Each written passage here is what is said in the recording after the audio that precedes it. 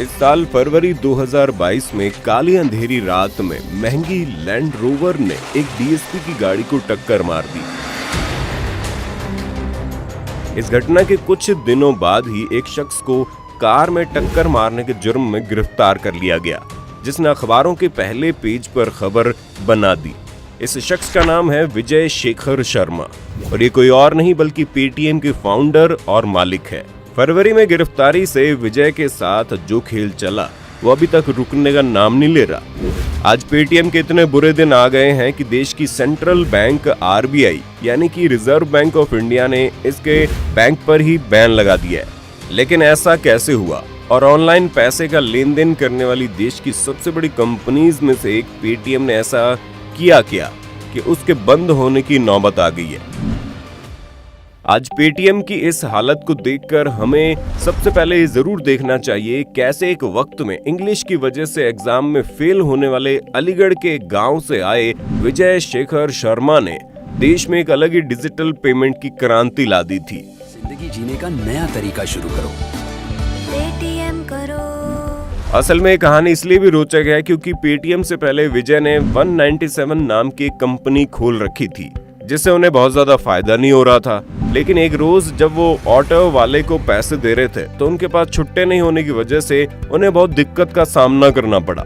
उन्होंने ऑटो वालों को पैसे दिए या नहीं ये तो हमें नहीं पता, लेकिन इस सिचुएशन ने उन्हें एक आइडिया जरूर दे दिया कि सबके पास एक डिजिटल पेमेंट का ऑप्शन मोबाइल में होना चाहिए, जिससे कि जब चाहे इंसान अपने मोबाइल से ही पेमेंट बड़ी आसानी से कर ले। इसी आइडिया को लेकर विजय ने बहुत दिनों तक काम किया और फिर उन्होंने 2010 में देश को दे दिया पेटीएम, जिसका फुल फॉर्म अगर आपको नहीं पता तो बता दे, पेमेंट थ्रू मोबाइल। शुरू में अगर आपको याद हो तो पेटीएम भी मोबीक्विक और ऑक्सीजन वॉलेट की तरह सिर्फ मोबाइल और डीटीएच को रिचार्ज करने के काम आता था। लेकिन साल दर साल पेटीएम में सुविधाएं ऐड होने लगी और फिर रेलवे ने एक ऑप्शन के तौर पर पेटीएम को अपने पेमेंट ऑप्शन में जोड़ दिया, जिसके बाद पेटीएम का वॉलेट तो चल निकला। लेकिन पेटीएम की असली तरक्की की कहानी अगर आपको याद हो तो 2016 से शुरू हुई, जब मोदी जी ने पूरे देश में नोटबंदी कर दी। 12 बजे से 500 रुपए और 1000 रुपए के करेंसी नोट लीगल टेंडर नहीं रहेंगे और डिजिटल इंडिया के नारे पर जोर दिया, जिसके बाद एक कैशलेस और डिजिटल पेमेंट के ऑप्शन के तौर पर पेटीएम लगभग हर एंड्रॉयड फोन में इंस्टॉल हो चुका था। जिसके बाद तो मानो तरक्की पेटीएम के साथ चलती रही। उसी दौरान जब देश में यूपीआई आने की बात होनी शुरू हुई तो पेटीएम ने भी 2017 में अपना पेमेंट बैंक लॉन्च कर दिया, जिसके लिए पेटीएम वॉलेट वाले कस्टमर को कुछ करना नहीं था, सिर्फ उन्हें अपनी केवाईसी करवानी थी और उसके साथ ही वो पेटीएम बैंक के कस्टमर बन जाते थे। पेटीएम का ये आइडिया भी काम करने लगा और पिछले साल के वित्तीय वर्ष के आंकड़े के अनुसार पेटीएम पेमेंट बैंक में करीब 6.5 करोड़ अकाउंट खुल चुके थे। लेकिन दोस्तों, तरक्की जहां बहुत तेजी से होती है वहां सब कुछ सही ही होता चला जाए ये भी तय नहीं है। इसलिए आरबीआई ने पेटीएम के पेमेंट बैंक पर अब कोई भी एक्स्ट्रा कस्टमर ऐड करने से रोक लगा दी है। अब यहाँ आप पूछ सकते हैं कि ऐसा क्यों, तो इसका जवाब है वही केवाईसी। जी हाँ दोस्तों, केवाईसी यानी नो योर कस्टमर। दरअसल ये एक तरीका होता है जिसमें हर बैंक अपने ग्राहक की डिटेल को लेकर उसे चेक करता है और ग्राहक की सारी डिटेल सही है या नहीं। लेकिन बहुत जल्दी अपना कस्टमर बढ़ाने के कारण पेटीएम ने जिस तरह से नए ग्राहकों की केवाईसी करवाई है उस पर भी आरबीआई खुश नहीं था। इसलिए आरबीआई ने अपने अधिकार क्षेत्र के तहत कानूनों के साथ साथ बैंकिंग अधिनियम 1949 के आर्टिकल 35A के तहत पेटीएम पेमेंट्स बैंक लिमिटेड को नए ग्राहकों के बैंक खाते खोलने पर तत्काल प्रभाव से रोक लगाने का आदेश दे दिया है। रिजर्व बैंक का पेटीएम पेमेंट बैंक को ये निर्देश है कि वो अपने आईटी सिस्टम को अच्छी से ऑडिट करने के लिए एक आईटी ऑडिट टीम तय करे। आरबीआई फिर बाद में उस आईटी ऑडिटर्स की रिपोर्ट का रिव्यू करेगा और उसके बाद फैसला करेगा कि पेटीएम पेमेंट्स बैंक को नए ग्राहकों को जोड़े जाने की अनुमति दी जाएगी या नहीं। आरबीआई के सख्त रवैये के पीछे सबसे बड़ा कारण ग्राहकों का डेटा ही है, क्योंकि देश में बैंकिंग फ्रॉड एक के बाद एक होते जा रहे हैं।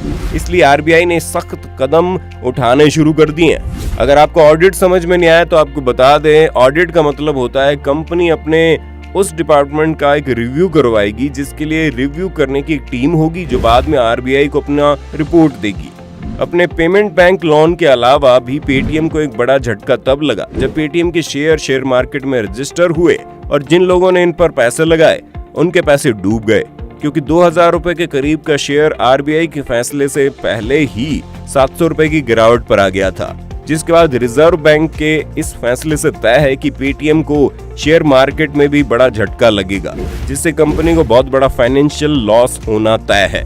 खैर, आरबीआई ने ये बैन सिर्फ पेटीएम पर नहीं लगाया, बल्कि उसने मास्टरकार्ड और एचडीएफसी बैंकों पर भी बैन लगा दिया है। मास्टरकार्ड पर यह बैन पिछले साल 22 जुलाई को लगाया गया था, जिसमें आरबीआई ने ये आदेश दिया था कि मास्टरकार्ड अब नए ग्राहक को नहीं बना पाएगा, क्योंकि लोकल स्टोरेज में भी जो कस्टमर का डेटा था उस पर आरबीआई एक रिव्यू मांग रहा था, जिसे मास्टरकार्ड समय से नहीं दे पाया था। यही वजह है कि पिछले साल से बैंकों के द्वारा दिए जाने वाले क्रेडिट और डेबिट कार्ड में मास्टरकार्ड को निकाल दिया गया। यही कहानी एचडीएफसी की भी हुई, जिसमें आरबीआई ने उसे नए क्रेडिट कार्ड ग्राहकों को शामिल करने से मना कर दिया। खैर, एचडीएफसी को इसी महीने इस बैन से छूट भी मिल गई है, इसलिए देखना ये होगा क्या पेटीएम एचडीएफसी की तरह खुद को बैन से मुक्त करा पाएगा या मास्टरकार्ड की तरह मार्केट से हटा दिया जाएगा। आपको इस पर क्या लगता है? आप अपनी राय कमेंट में बता सकते हैं। साथ ही अगर वीडियो पसंद आया हो तो इस वीडियो को लाइक और शेयर करें। साथ ही ऐसे ही मजेदार वीडियोस देखते रहने के लिए हमारे चैनल को सब्सक्राइब कर लें और बेल आइकन दबाना ना भूलें, ताकि हमारे वीडियो की नोटिफिकेशन सबसे पहले आप तक पहुंच सके। और अगर आप ये वीडियो फेसबुक पर देख रहे हैं तो हमारे फेसबुक पेज को भी लाइक और फॉलो कर दें। हम जल्द लौटेंगे एक और इंटरेस्टिंग वीडियो के साथ।